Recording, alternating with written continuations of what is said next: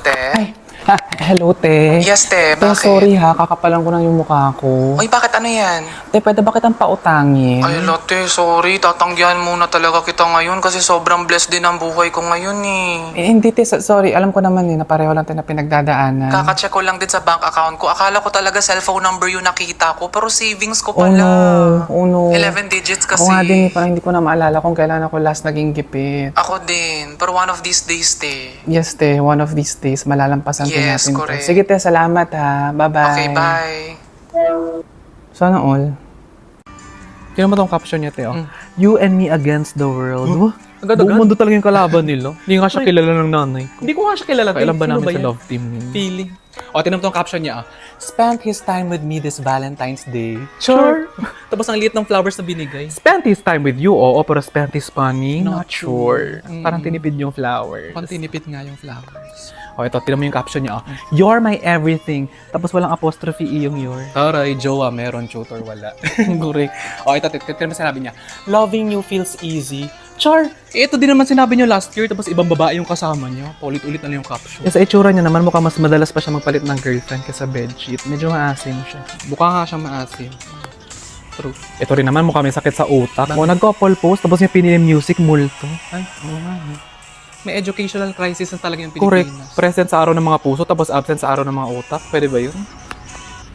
Kasi kung hindi pala sila okay ever since, ba't siya nagpabuntis? True the rain. Alam mo, kasi bata yan. Bata naman yan. Hindi yan pwedeng gawing dahilan. para True maging, the fire. I mean, hindi dapat yung ginagawang excuse para maging okay silang Corrected by. So, paano pag toxic pa rin silang dalawa? Paano yung bata? Correct kong TV.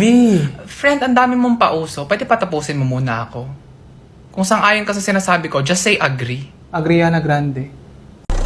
O nung dinner, ano nangyari? May inaabot ka sa ate mo, tapos sus Mariosep na laglag yung hilaw na karne. Tama? Ano naman sinasadya eh. Dinala niyo ako sa isang self-cooking restaurant.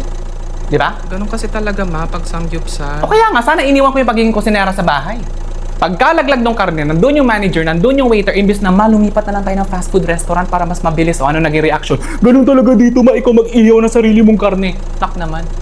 Sana pa nagpapahinga niyo ako sa pagluto kahit minsan. Kailan niyo ako nakitang pumasok sa kusina ng restaurant tapos sinabi ko sa mga kusinero, ako na magluluto ng order namin ng mga anak ko, nakakahiya naman sa inyo. Never. Ang tawag doon, dine-in. Ganun talaga pag samgyupsal ma, sarili mong order, sarili mo ring luto. Nak naman. Sana dinala niyo na ako sa Jollibee. Ay hala, expired na to. Amoyin mo. Ay, oo nga. At saka nagmo-molds na to. Tapon mo na yun. Ay hala, mamimiss ka namin. Oo nga. Ano yung mga hindi mo makalimutan about sa kanya? Madami. Eh, ba't ka kasi hindi nag-check na expiration date? Anong tingin mo dyan? Design lang? Ganun? If the Lord created the universe in 7 days, ang kapal naman ang mukha mo magbigay ng deadline within the day. Yung practice natin. Ano pong steak yung gusto nyo? Angus ribeye. Ay, Ganun! ang galing! Nakita sa kanina. How about yung level of doneness po? Medium rare. Alam nyo, di namin alam. Ano yung gusto nyong side? Patay. Bakit? Hindi namin na-review yan. Ha? Ano ba yung side? Hindi ko rin alam eh. Mas close ako sa mother side. Bakit? Ay, ma, hello. Hindi kasi maglalaba ako today. Medyo madami to. Alam mo naman wala kaming yaya, di ba? So kung pwede sana, kung hindi ka busy, pupuntahin sana kita dito sa bahay para naman may tumitingin-tingin sa baby habang nasa labas ako. Ako na lang magbabayad ng pantaxi mo. Dito na ako. At saka 2 days ako matutulog dito ha, para makapag-focus ka sa mga labahin mo. Ako nang bahala sa bata. Paano mo nalaman na tatawagan kita? Mother's instincts! Ito naman, parang hindi mo din alam. Kanina ka pa nasa labas. Dami mo naman tanong, dami grrr. Sana yung apo ko? Baka na-miss na masyado nun yung lola niya. Lola! Hello, baby. Na-miss mo si Lola? Ana, ilang beses ka nang niloloko ni Carlo? Oo, hindi na magbabago yan. Buti na yan, nag-break na kayo. Oo nga, sa simula lang mahirap yan, makaka-move on ka rin, promise. Oo, andito lang kami para sa'yo. And while you enjoy your dinner, mag-iikot ang newlyweds natin na si Hannah and Carlo for some photo op. Ano natin, pinakasalan talaga. Wala, friend natin, support ka na lang. Hello ma'am, ano po yung gusto ninyo? Steamed fish? Anong steam fish? Lechon. Deserve namin mag-lechon. Oo nga, damihan mo. Ma-ROI man lang yung sakit ng ulo namin. Friends of the bride po? So far.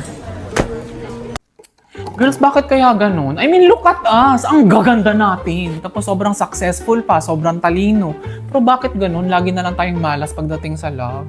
Well, I don't know. Probably guys are just intimidated by our intelligence. Ay, basta ako okay lang sa akin na hindi ganun ka-smart. Liar, yung huling boyfriend mo nga sinupalpal mo. Eh, ang sabi niya kasi na the best way daw to a man's heart is through his stomach. So sabi ko na no, it's through his chest. We cut through the breastbone and then that's where we access the heart. Naglalambing lang kasi yung tao, te. Ba't mo naman pinag-board exam? Ay wow, galing sa lawyer na hiniwalayan ng jowa matapos mong hindi tanggapin yung love letter niya. Hindi ko tinanggap kasi hindi nakanotaryo. Love letter lang, te. Papanotaryo mo pa. Of course, if a document is not notarized, it's just an emotional hearsay and not a commitment. Over. Galing sa English teacher na hiniwalayan ang jowa kasi hindi magaling umintindi ng English. Eh kasi naman, ang simple lang nung tanong ko sa kanya, what's your love language? Patapos ano yung sagot niya? Tagalog daw.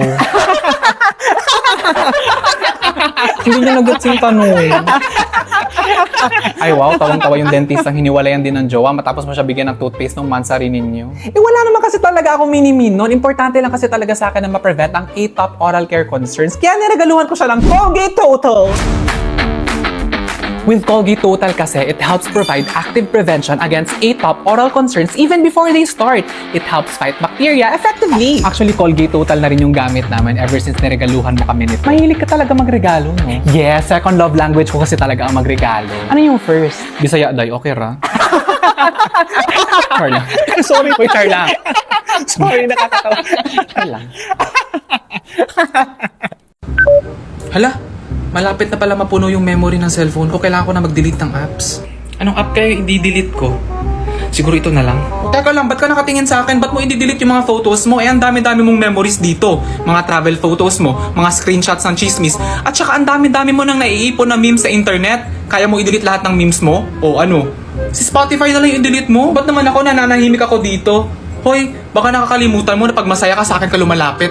Pag masakit yung puso mo, sa akin ka lumalapit. At higit sa lahat, kung hindi mo gusto yung tugtog sa jeep, sa akin ka lumalapit. O ano?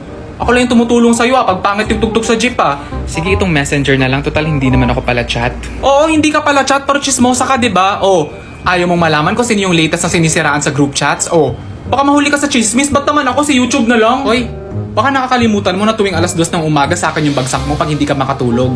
Kaya mong iwan yung mga mukbang videos, yung mga oddly satisfying videos, at higit sa lahat yung mga celebrity chismis videos gaya ng 10 artistang nagparitoke bago sila sumikat. Kaya mo yon? Kaya mong iwan yon? Ito sila Zada na lang i-delete mo? Ba't naman ako? Wag ako kasi ang dami pa nating pangarap together, diba? At saka ako yung dahilan kung bakit ka nagsisikap sa trabaho araw-araw para mabili mo yung mga gusto mong bilhin. At saka birthday ko na sa March 27, 9 years old na ako. Ang dami-daming free shipping vouchers, 90% off, at saka higit sa lahat, wala pang minimum spend. Oh, di ba? Huwag mo ko i-delete kasi ito na yung perfect time na lahat ng in-add to cart mo, matche-check out mo na sa dami ng discount sa March 27. Sige, itong calculator na lang i-delete ko.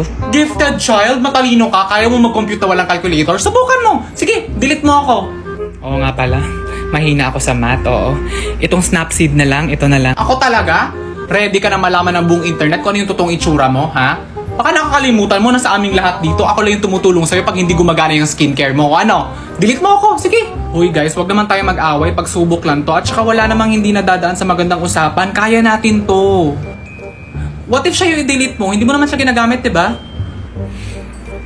Oo nga. Hindi na ako masyado gumagamit ng Bible app. At saka may totoong Bible naman ako sa bahay. Hey, bakit naman ako nagsuggest na naman ako na wag tayo mag-away-away dito? Ba't ako? Sige, ito na lang yung i-delete ko. Wait! Tama na agad-agad, ang bilis. Uy, joke lang. Wait. Uy.